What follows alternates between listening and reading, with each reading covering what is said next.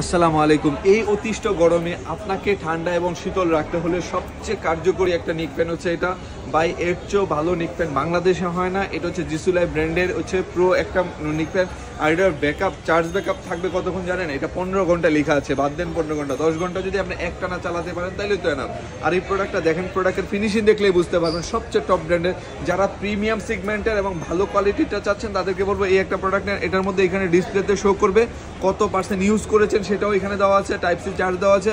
আপনি এখানে ভলিউমটা বাড়াতে পারবেন, কমাতে পারবেন ইজিলি পাবে। এই যে দেখেন, হ্যাঁ এই যে দেখেন এখানে আপনি ইচ্ছা মতো এই যে ভলিউমটা এখানে দেওয়া আছে, প্লাস মাইনাস আপনি করে দিতে পারবেন।